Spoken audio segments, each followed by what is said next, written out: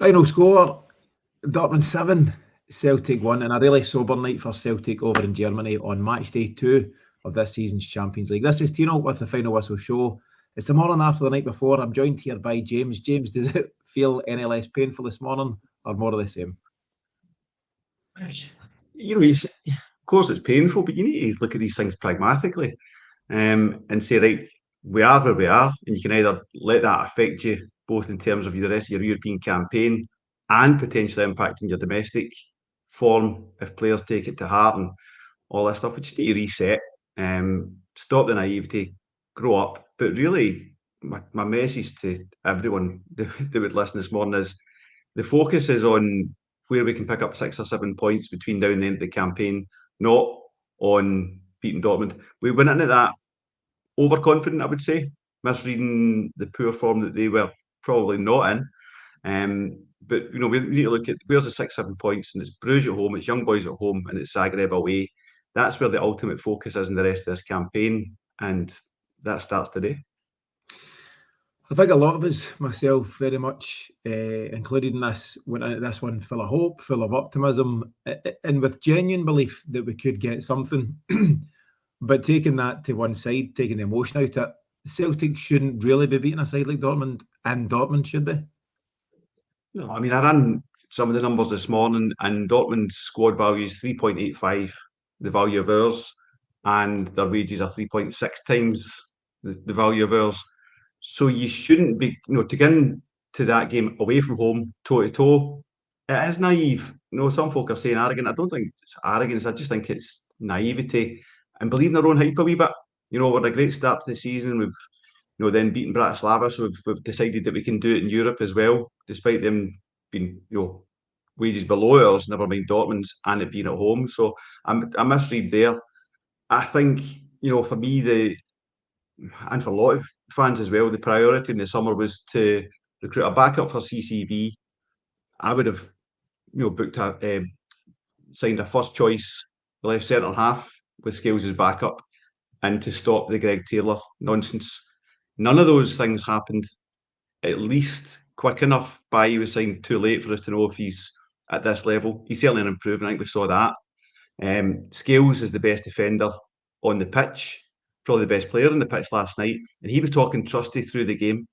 That's your £6 million signing, and Scales is talking him through the game. It's a massive, massive fault from the recruitment team there. You see the Greg Taylor nonsense, and folks will want to pick up on that. So what do you mean by that? I think, generally speaking, we're on the same page with Greg Taylor. I think he's more than capable domestically. He's had a very strong start to the season himself. But we've seen now on a number of occasions, this is just a level too far for Greg Taylor, I think. And I think it's okay to say that. It's just that's the realities of football. I don't know if he had a knock, but I asked the question in the group chat later on, does him getting the hook at half-time signal potentially the start of the end for Greg Taylor starting in Europe for Celtic? You put it in the mix with, not wanting to sign a new contract, wanting, maybe better money, wanting, assurances that he'll be the priority left back. He's not athletic enough, doesn't make decisions quick enough. I think the tactics didn't help him last night, as in he was, instructed to push forward, but he's not then got the athleticism to come back. And his decision making, his passing, the unforced errors that he puts himself under, and then he's got to try and bomb back, and we're like 7-on-4 several times. That just can't go on. Doesn't matter, what you want, how you want to cut it up, and have personal feelings for a player and all that stuff. That can't go on. So let's look at the system and the setup that the players were asked to compete in, and whether that was unfair of Greg Taylor or Callum McGregor or Arne Engels or Kyogo or anybody. So what do you think, just asking pointedly in terms of, let's call it the blame game? Is it the system and the approach that Brendan Rodgers takes? Can you keep repeating the 4-3-3 attacking formation that you generally play domestically and take that to the top level? And it is the top level of European football. And or do the players have to carry the can as well for some of their performances? What's the rub for you? I mean, they say failure's an orphan, but not last night. There's so many factors, and it's Rodgers' tactics, the players' stage fright, the recruitment, poor. And I just thought that the big thing was once the players realised they were in a battle that they were up against, they wilted. And I would say this team has got a lot of character, and I was really surprised with that. But also at that stage, at 15 or 20 minutes, if you want to wait that long, Rodgers should be saying, all right, they're beating our press all ends up. And it was so simple. It was draw them in, a semi-long ball to a striker who's coming deep, and then we're 7-on-4 with their midfield pushing up. But it was, 5 or 6 times, if not more, in the first 10, 15 minutes. So whether they need to change the tactics within the game, change personnel, or whatever it may be, but there was no change from Rodgers whatsoever. And I just think that is, like, it's one thing to go into it with confidence and, try and go toe-to-toe and take it to them. But when you realise that's not going to happen and it's not going to change, you need to change your setup, and he didn't. And I think that's a massive failing for Rodgers. I thought that was the biggest failing. I don't mind, a manager to a huge extent sticking by his principles. We've seen it often with Ange, for example. This is a guy who just believes wholeheartedly in how he approaches football, and I think Brendan Rodgers is the same. So I don't mind them getting into that game last night with that. We've been flying. Let's see if we can take it into that different level, that European stage. But when it gets to at least 3-1, and at that time there's been overloads, and as you say, at times, several times actually, 6-on-4, 7-on-4, 5-on-3, them via us getting into our final third. It was clear that the system wasn't working. And as soon as it went 3-1, the manager should potentially have said, right, I need to change this. But there's a stubbornness there. Some will call it stubbornness and arrogance. Others will call it belief in his system. Whatever way you want to dress it up, there was something that stopped Brendan Rodgers making that change. And actually, I think right up to the final whistle, we maintained this 4-3-3 attacking formation, and it was abundantly clear to all in the room, surely including Brendan Rodgers, that we were just setting ourselves up to concede more, and that's what happened. In changing tactics, it's not binary. It's not 4-3-3 or 2 banks of 5 and low block. There's a lot of variation in between there where you can counter and you can be attacking when the opportunity presents, but you can be robust within that when you're defending. And there was no desire to find something between all out attack and low block. And I just think that's pretty inexcusable for a guy of Rodgers' experience. We spoke on the Monday show about Rodgers seeing himself as a top 10 coach. Ancelotti came to Parkhead 2 years ago with a really good first half, maybe first half hour against them. He went in at half time and went, you move there, you're off, you're on, and they blitzed us in the second half. So even if he didn't change it in the first half, surely at half time, all he did was change personnel at half time, which was absolutely essential, but no change in tactics, no change in formation, and you're just set up to get the same dude with different guys on the end of it.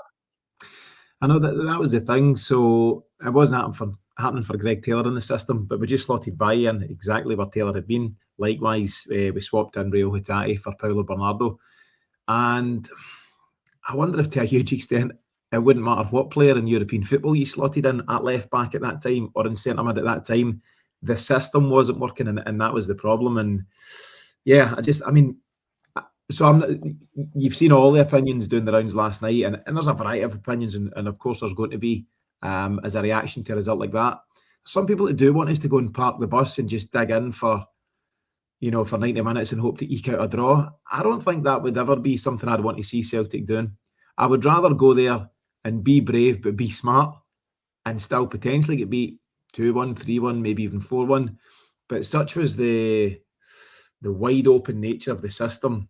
7-1 is very hard to take. But I think to your point, there is a balance, isn't there, between what we done last night and completely parking the bus. Is there a middle ground? For example, I thought Celtic could and should have tweaked their 4-3-3 to make that 4-5-1. Kyogo stays up through the middle, but Maeda and Kuhn's starting position is much deeper, and they're helping out with the midfield, they're helping the defence. And then if we get a foothold, we can start to nudge our way up the park.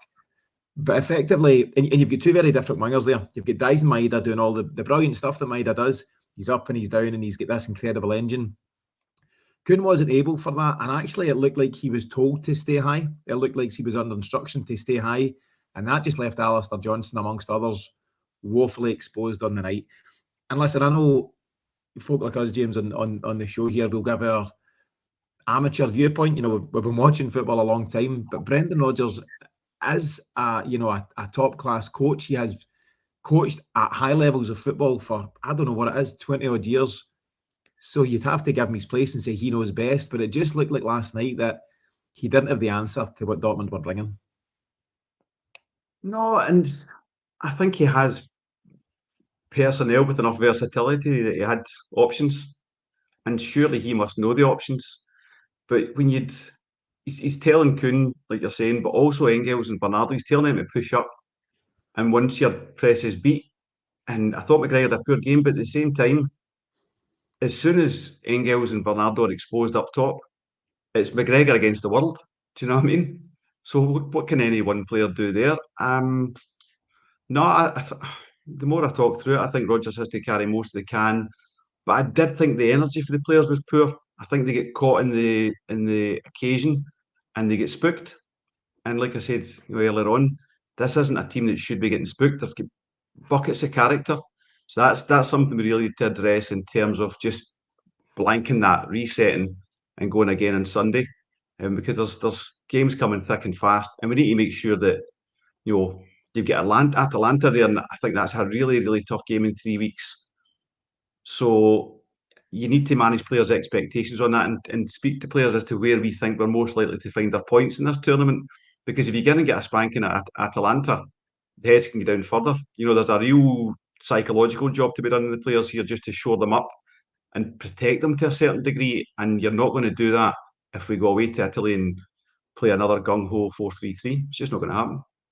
No, I know. And the biggest challenge, or one of the biggest challenges amongst a few actually, for Brendan Rodgers right now is picking the team back up again and resetting, regrouping, refocusing, a lot of things basically to make sure that we don't now lose our way. At the end of the day, you can take a step back and look at this as being one game in isolation, so long as you address the issues moving forward. You cannot go to Atalanta, the current Europa League holders, and set up in the same way. They'll be different technically and tactically from Dortmund, but they'll be equally talented, equally effective, equally strong. And I think if we go there and take a doing, that's when it'll start to look really grim, and you'll start to dread the remaining 5 games of the group rather than relish them. But I think at this moment in time, there is an opportunity for Celtic, if they approach it in the right way, to still qualify from this group. That's the reality. At the end of the day, Callum McGregor was speaking. He was hurting, you can see that, but he was as honest as he always is. And he said, listen, this is where we should be after these opening 2 games. Win one that you thought you'd win, and lose one that, being realistic, we thought we'd lose. We've got 3 points out of 6. Obviously, the pain and the finer detail of last night is that you concede 7 goals, and that's demoralising for the boys' confidence. But at the end of the day, you get the same 3 points for 7-1 as 1-0, and vice versa. So we've got 3 points from 6. We've got 6 games to go and do something about it. But it is now a real test actually, of the player's character and the manager's character, because it is one thing, with every respect, doing it against Falkirk and St Johnstone and other teams domestically. This is where you really prove yourself and show that you're capable. And that's the challenge now to the group. Yeah, and we need to find a wee bit of, for want of a better expression, know your place. And that's not to say these are games we get beaten, but these are games we shouldn't be, flinging the kitchen sink at. We should be tight and all that stuff.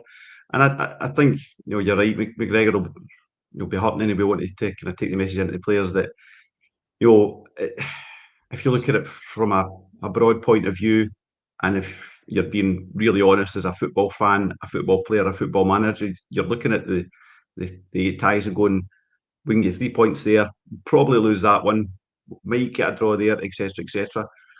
So the expectations shouldn't have been so high, but it doesn't sound like Rodgers tempered any expectations, and he probably shouldn't as well. He's got to send them out with a positive message in their heads, but it's got to be with a bit of protection as well. That's the big thing. There was no safety net last night, and once they found space and found that we weren't changing, they exploited it every single time.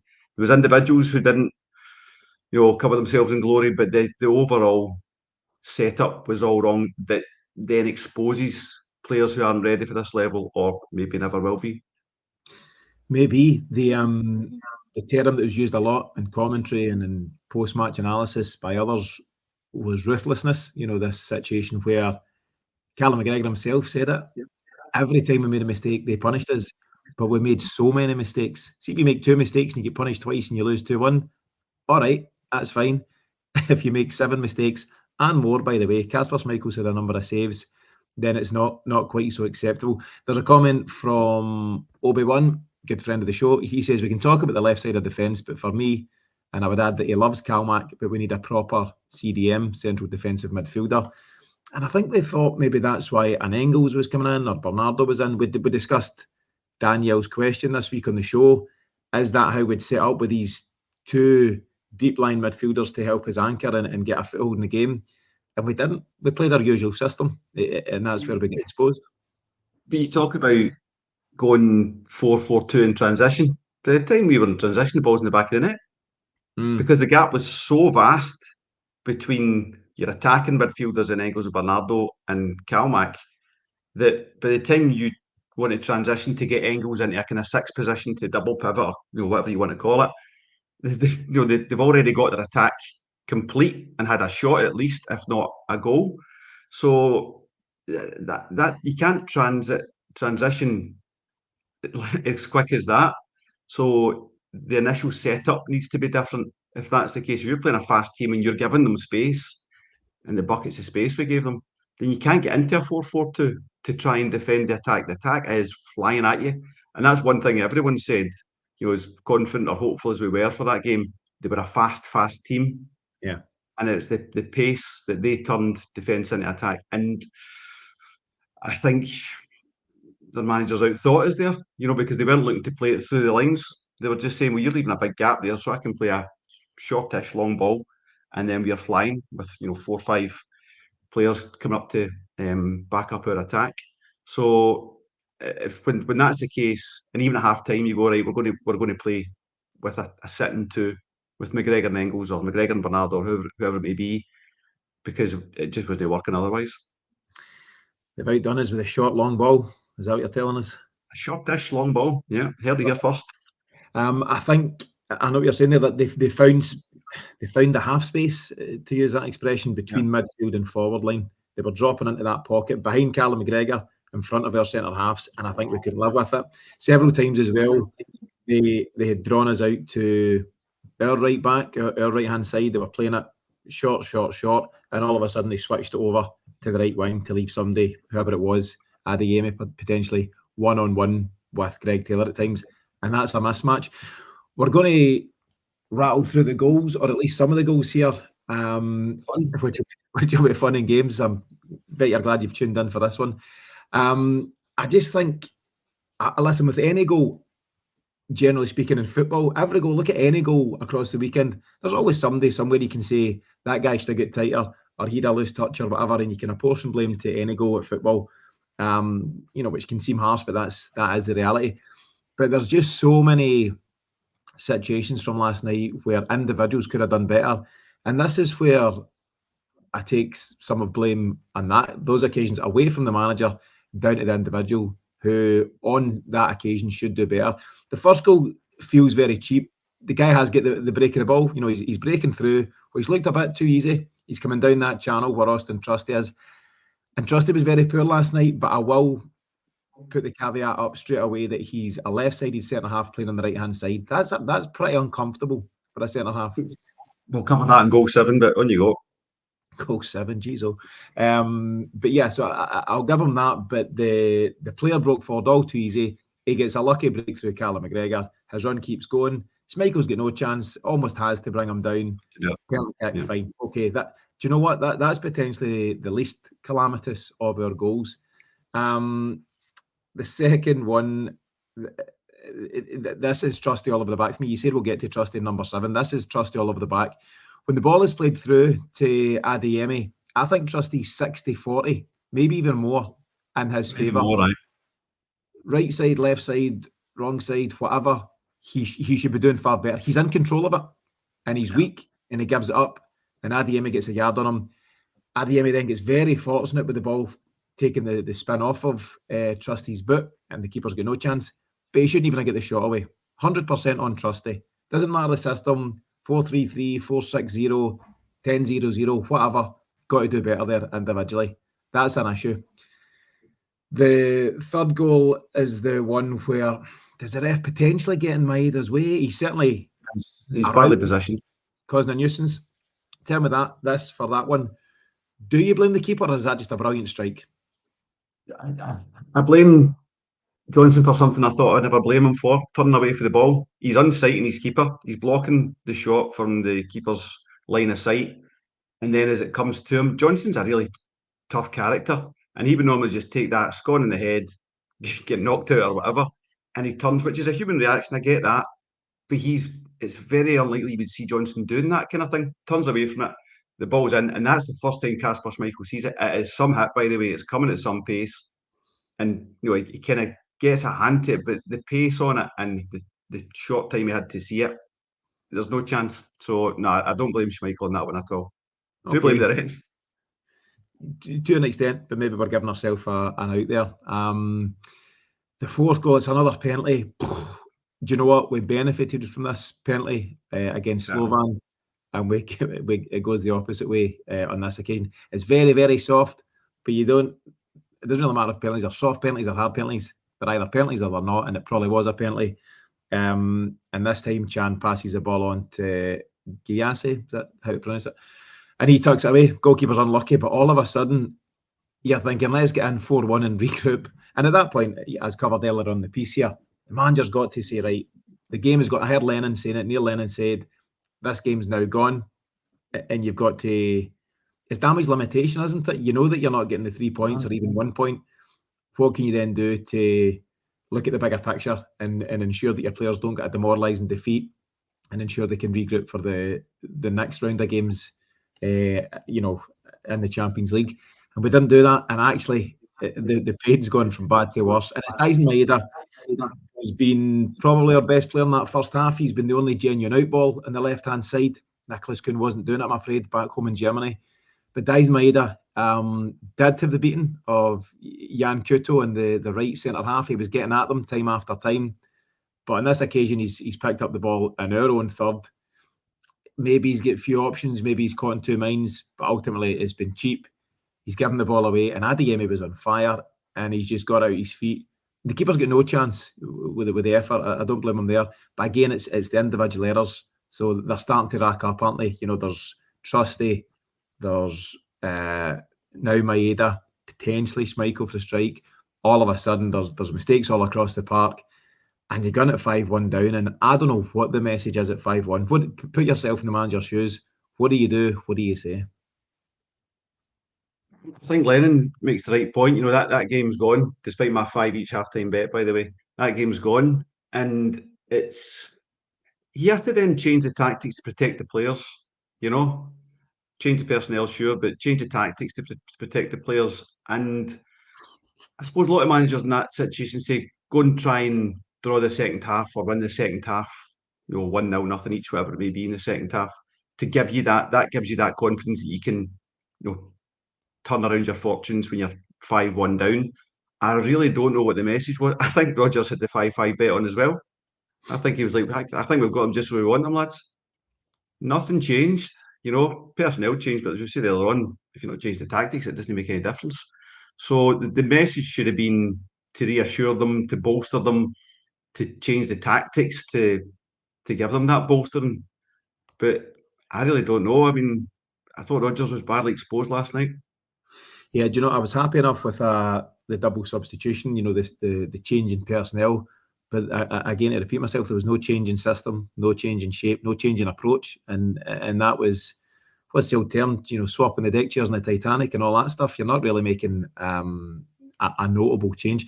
There's lots of good comments coming in. There's a lot of angry folks in the comments, and I fully understand it, fully appreciate that. I think we're all feeling it this morning. We're going to go on for maybe another kind of 5, 6, 7 minutes or so. If anyone's got anything particularly pressing, any strong comments, let us know. We'll certainly try to cover them. David Boyle, James, he's telling me to open the curtains, let some vitamin D into my life. we need it today. Maybe after the show, David, but we're all feeling it. As I say, let us know any kind of thoughts as we head into the last piece of the show. James, there's still 2 goals to cover, and they're not goals for Celtic, unfortunately. Second half, we've kind of, I don't know, the initial spell, the opening 10 minutes, I thought Baye was showing a bit of something. I think he's shown in the few appearances so far that he might have something to offer. But actually, there's very few players all round that get pass marks. For me, I thought Liam Scales had a decent game. I thought credit to him. And as you say, he's having to talk Trusty through his game, which you've got enough to contend with yourself without having to walk somebody else through it in Champions League nights. Baye, certainly for effort, he was a wee bit cheap in possession a couple of times, but I thought he showed something. I thought the goalie made some big saves. I really do. You know, it's 7-1. We could have been sitting here looking at 9-10-1. I thought the goalie's made some big saves. And actually, I would also offer up a defence for Kyogo Furuhashi, who worked his socks off all night till he got taken off and didn't get any service of note. Nothing at all. So what can you do as a number 9? And were he to start dropping deep and to get on the ball, well, that's not the shape. That's not what he's been told to do. I think he's played to instruction. I think he's played his heart out, as he pretty much always does. And I don't think there's much he could have done. People were saying, get you on at half-time. Doesn't put Haaland on at half-time if you want. It doesn't matter if you're not getting the ball to him. So that's not really a thing for me. But yeah, aside from those guys, James, Arne Engels, you know, record signing included, struggling for pass marks elsewhere. Yeah, and Bernardo as well. 2 players bang on form. And, you know, that doesn't happen just by mistake. You don't become a bad player overnight. And I think the tactics feed into it. They just didn't suit them. I thought there was a couple of bits that Engels could have got involved in. Himself and Kuhn, ironically, or maybe because they're guys who played in Germany, they look like the 2 most caught in the headlights. It just seemed to overawe them, or too much weight in the shoulders, or whatever. Engels is a class player. Kuhn's bang on form, and they just seem to wilt under the pressure. So, yeah, there are individual issues, and you know, when something goes wrong, you're in a team, you say, okay, did I do everything that I could have done? And I don't think there's many players that could say they did, but the overarching system killed them as well. I think so. I think that's what we're getting to. There's a comment from Mazar. Mazar, good friend of the show. Mazar, you lured me in to your 3-2 scoreline prediction. I got on board that pre-match, but we live and learn. But he says that hope of doing anything in Europe is killed after that. Teams like Atalanta, Leipzig and Villa could do that to us as well. But basic errors are costing us again, which made us look scared to play. I disagree. I agree in some aspect that Atalanta, Leipzig and Villa could beat us, but Celtic can go and beat the other teams. We can beat Young Boys. I think we can go and beat Dinamo Zagreb, and I think we can pick up the points that will allow us to qualify from the group. So yes, we could face another couple of very, very tough games, but ultimately this draw has been kind to us. And regardless, last night, I said at the top of the piece, it's the same 0 points for getting beat 1-0 as 7-1. The challenge, the acid test for the manager and the players now is to regroup and respond to that. And that's what it's always all about in football and competitive sport and life, James, if I'm being philosophical. It's how you respond to things. It's how you deal with that adversity. So whilst last night was painful, today is painful. If Celtic respond in the right manner and approach the different games in different ways, you know, show a bit of flexibility, a bit of fluidity, like all good teams should be able to do, then we can get something in Europe. As far away as it might seem this morning, it's still there for Celtic. That's the reality. Yeah, I think that's what the reality check is, that you need to reset a wee bit and look at the teams who are, you know, maybe level pegging with you, and can you get your points there? So kind of, I'm the same as you, but, you know, fair point from Azar, but I see the inverse. I've got in my notes, assume losses at Atlanta, like, you know, from Atlanta, Leipzig and Villa, but get your points from Bruges, Young Boys and Zagreb. You know, if you take 7 from 9 in those, you know, 3 easier games, Bruges by far not a gimme. But if you take 7 from 9, you're through. You know, if you take 6 from 9, you'll probably go through. So it's a matter of looking at where the positive opportunities are, and they're right there. Not Atalanta, Leipzig and Villa. I think their teams, quite rightly, Mazar, I think they're teams that, you know, could do to us what Dortmund did last night. But there's teams that we can do that too. So that's where the focus goes. Yeah, that's the only way to look at it. Very quickly, I'll run through the remaining couple of goals. You thought you'd get away with it, but we're going to do them. So, yeah. Uncharacteristically, Alistair Johnston's given the ball away cheaply. Celtic have done fairly well to get the ball back deep in our own right back spot. It's ended up at Johnston, but he's clipped it into the midfield where I don't know if it was Engels or somebody not shown, or he put it wrong side, and all of a sudden Giassi's back through on goal. No blame at all to Liam Skills for this one. The guy's just shown fast feet, tucked away. It's a decent finish, and it's 6-1. The 7th goal, and I think we need to pick up on Trusty again. He makes an initial block, which actually isn't, for me, not aggressive enough, but he makes a block fine.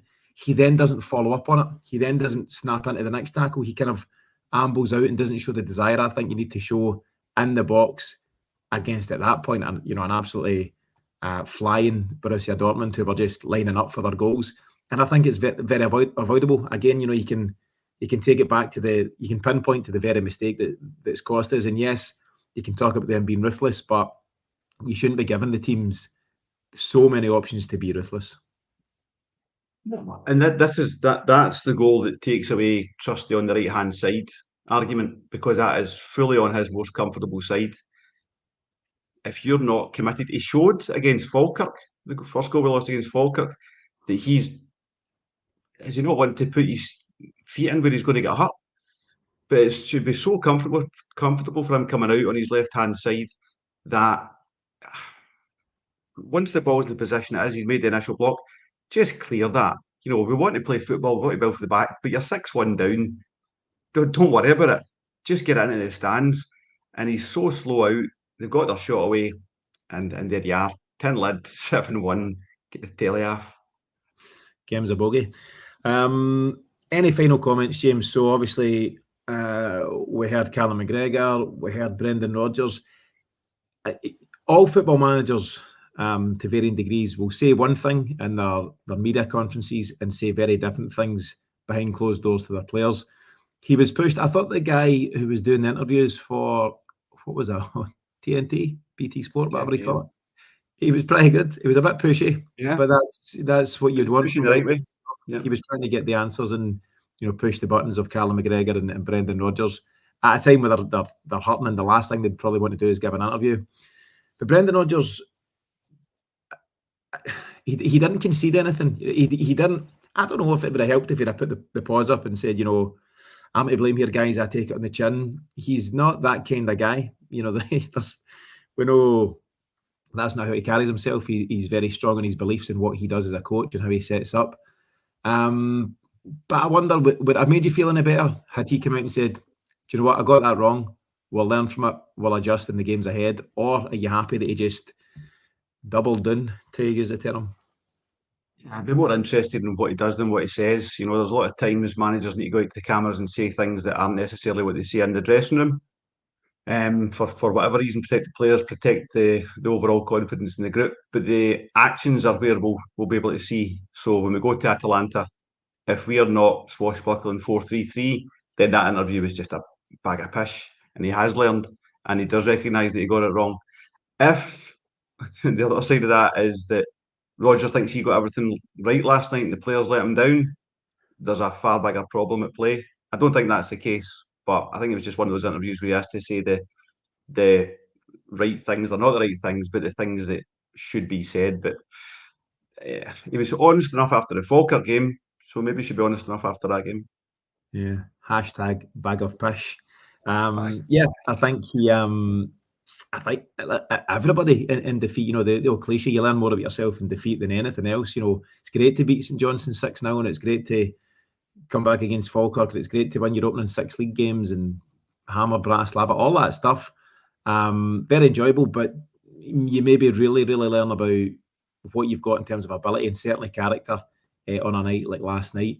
Brendan Rodgers himself pre-match said this game will probably be more about mentality than ability.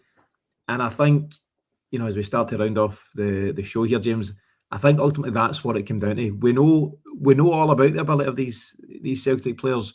And the starting 11, I think we were all happy with it. There's the ongoing Bernardo v Hatate debate.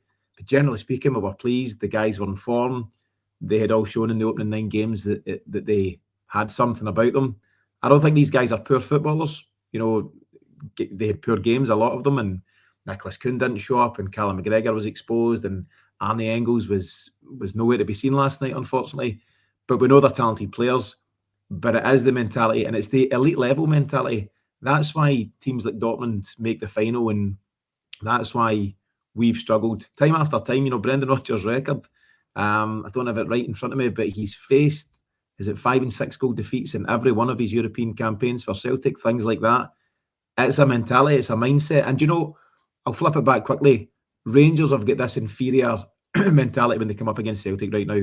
We have got the hold over them, but the same applies to Celtic getting into Europe. We almost somewhere deep down expect to get beat in Europe, certainly away from home.